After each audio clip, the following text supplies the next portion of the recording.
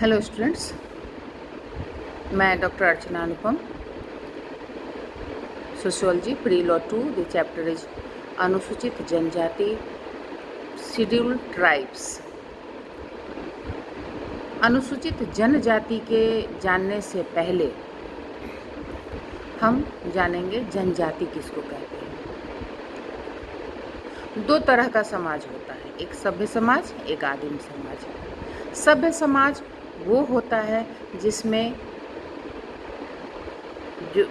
जो लोग रहते हैं वो शिक्षा को जानते हैं, वो मनोरंजन को जानते हैं, वो विकास को जानते हैं, वह गतिशील होते हैं, उनकी मनोरंजन अलग होती है, यानी वह अपने विकास की ओर अग्रसर होते हैं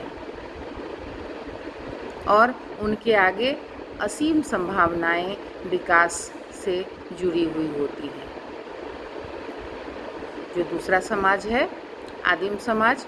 आदिम समाज वो होते हैं जो जंगलों में रहते हैं, वो विकास से कोसों दूर होते हैं, शिक्षा से कोसों दूर होते हैं, जो जन सुविधाएं हैं उनसे कोसों दूर होते हैं।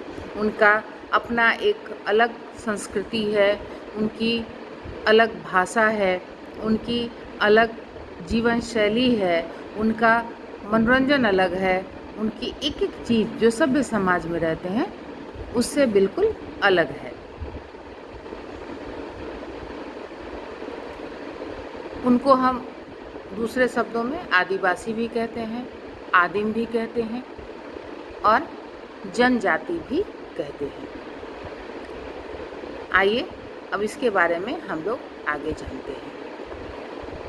वैसे जनजाति की परिभाषा ये सब जो पहले हम लोग जान चुके हैं, विचार कर चुके हैं। और अनुसूचित जनजातियां उन जनजातियों को कहा जाता है जिनका नाम संविधान की अनुसूची में दिया गया है। भारत में अनुसूचित जनजातियों की संख्या वर्ष 2011 की जनसंख्या के अनुसार 10.42 करोड़ है। ये देश के पिछड़े और कमज़ोर वर्ग की श्रेणी में आती है। और सबसे पहले इनके प्रमुख समस्याओं के बारे में हम जानेंगे। अनुसूचित जनजातियों की समस्याएं, प्रॉब्लम्स ऑफ शेड्यूल्ड ट्राइब्स।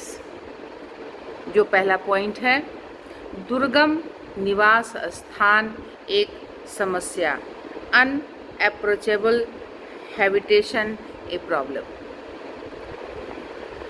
लगभग सभी जनजातियां पहाड़ी भागों, जंगलों, दलदल भूमि और ऐसे स्थानों पर निवास करती है जहां सड़कों का अभाव है और वर्तमान में यातायात एवं संचार के साधन अभी वहां उपलब्ध नहीं हो पाए हैं।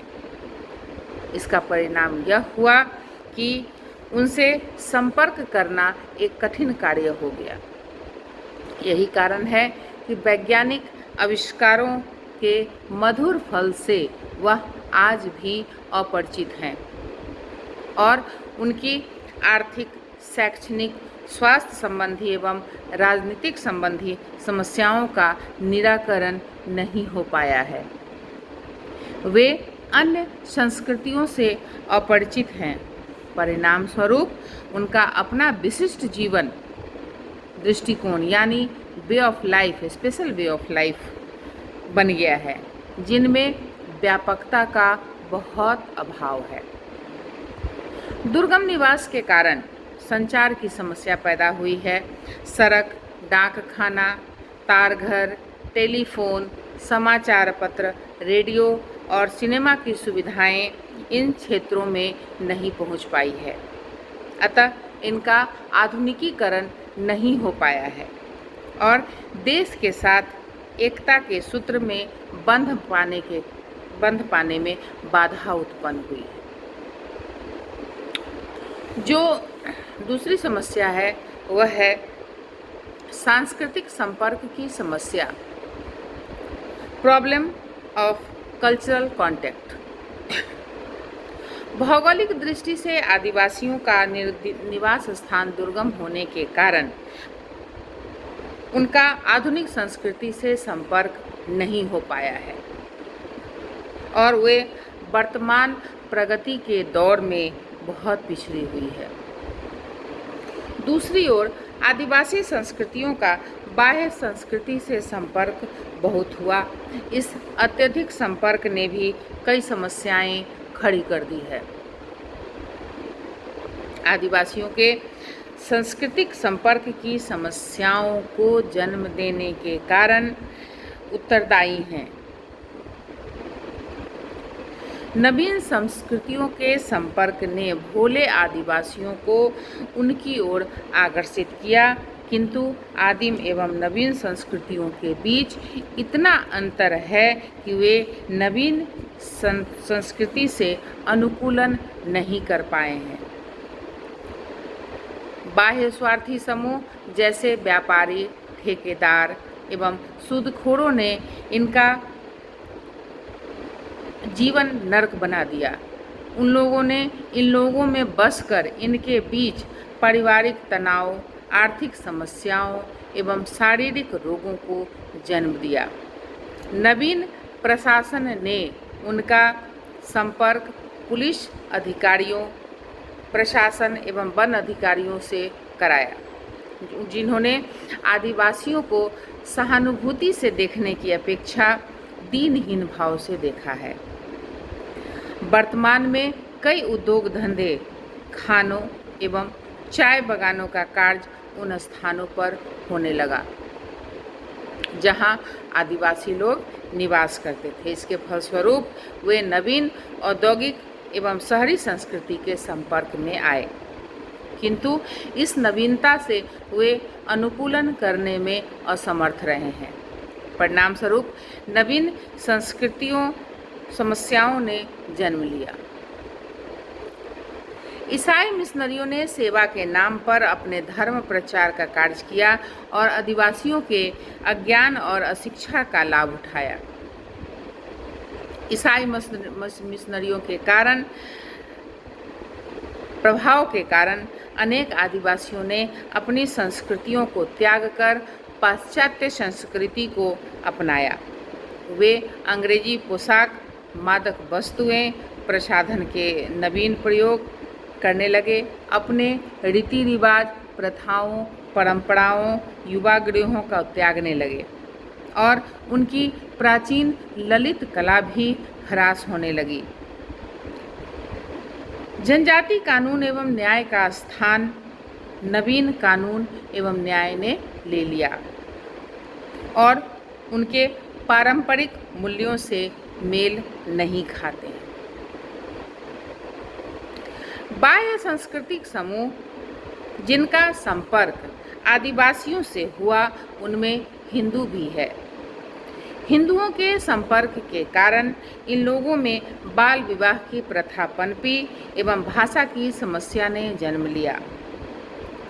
इस प्रकार आदिवासियों ने बाह्य संस्कृति समूहों के संपर्क के कारण अनेक समस्याएं पनपी, जैसे भूमि व्यवस्था की समस्या, जंगल की समस्या, बाल विवाह, श्रमिकों की समस्या, ऋणग्रस्तता, औद्योगिक श्रमिकों की समस्या, भाषा समस्या, जनजातीय ललित कला का ह्रास, खान पान एवं पहनावे की समस्या और शिक्षा एवं धर्म की समस्याएं इनके आगे उत्पन्न हुई।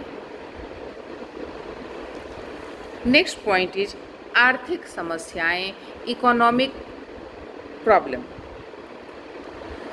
वर्तमान सांस्कृतिक संपर्क के कारण एवं नवीन सरकारी नीति के कारण जनजातीय लोगों को आर्थिक समस्याओं का सामना भी करना पड़ा या करना पड़ रहा है।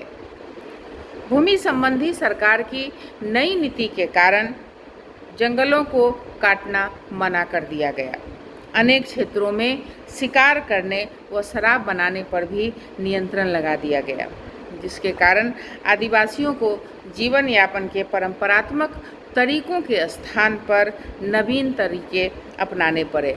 उन्हें जंगलों से लकड़ियां काटकर जंगलों से लकड़ी काटने पर उन्हें मनाही हो गई। स्थानांतरित खेती करने और अन्य वस्तुएं प्राप्त करने पर मनाही कर दी गई।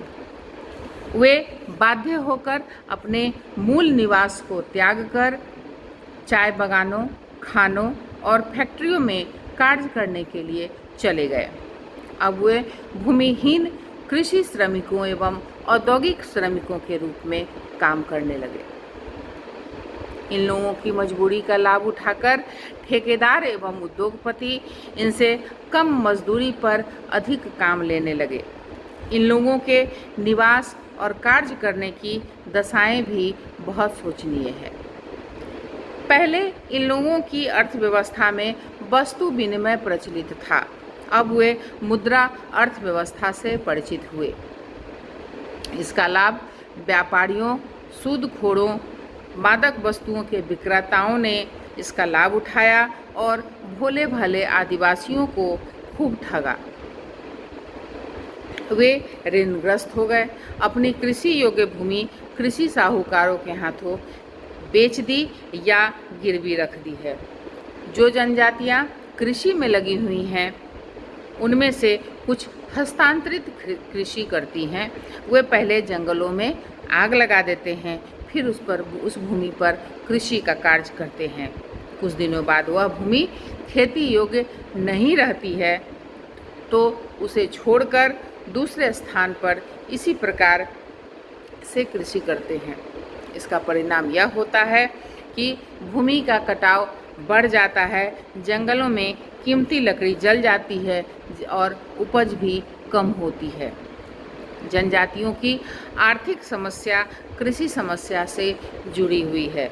पहाड़ी क्षेत्रों में रहने के कारण कृषि योग्य भूमि का इनके पास अभाव है। यही नहीं, इनके पास उन्नत पशु, बीज, औजार एवं पूंजी का भी अभाव है। अतः इनके लिए कृषि भी अधिक लाभप्रद नहीं है।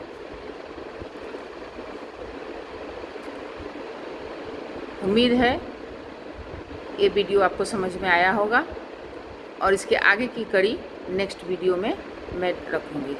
Thank you.